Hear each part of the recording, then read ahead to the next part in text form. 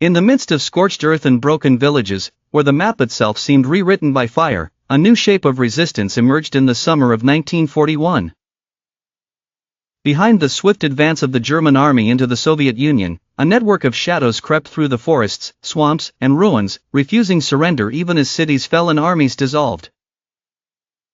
The archives that survived the flames, and the hurriedly buried testimonies of those who lived and died by the gun, call these fighters not one organization, but 1,000 flickering forms, the Partisans.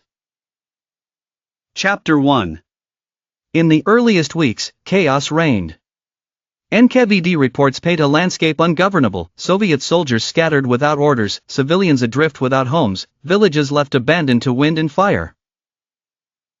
Under these conditions, resistance was not born in glory but in necessity. A hunting rifle shared among 3 men, an axe traded for bread, a kitchen knife buried at dusk, these makeshift weapons were the genesis of the underground war, less a planned rebellion than a desperate refusal to disappear.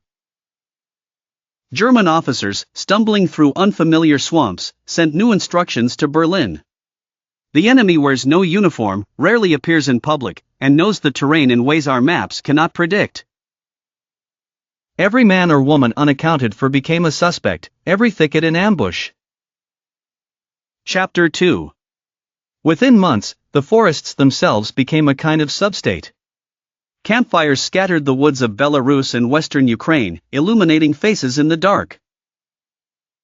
These weren't just places to hide, they became laboratories of survival, leaders elected by consensus or force, self-trained medics with whatever supplies could be scavenged, clandestine presses producing leaflets in the damp night, and makeshift courts dispensing rough justice. The diaries of Sitter Kovbak, a partisan commander, suggest the myth of chaos gave way quickly to careful planning. Operations targeted railways, bridges, and telegraph lines. Every successful sabotage hindered German supply chains, and soon the resistors became more than nuisances, they were strategic actors. By 1943, Berlin admitted that more than 200,000 supply trains had been disrupted or destroyed, silently conceding the growing cost of this invisible war. Chapter 3. Yet in the shadows, not every act was noble. Civilian witnesses remember the other face: forced requisition of food, summary executions, and internal feuds. Sometimes the lines between resistance and criminality blurred, sometimes political grudges were settled with a bullet, not a debate. Survival necessitated hard choices, and liberation was often indistinguishable from reckoning. The resistance proved to be as much a moral trial as a military one. Chapter 4. Eventually, as the tide turned and Moscow strengthened its control, the partisans were unified.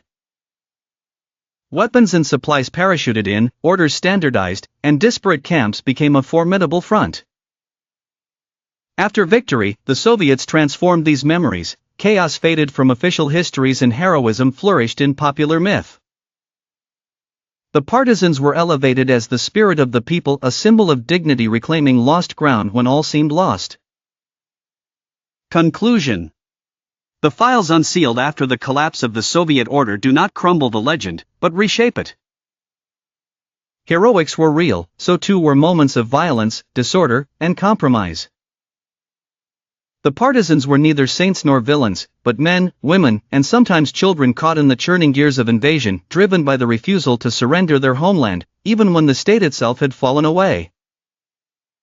Today, their story is a question asked in times of crisis, when governments vanish and only the land persists: who rises to defend, and at what cost? The resistance was not born pure, but surviving in flames, it remade the history that fire sought to erase.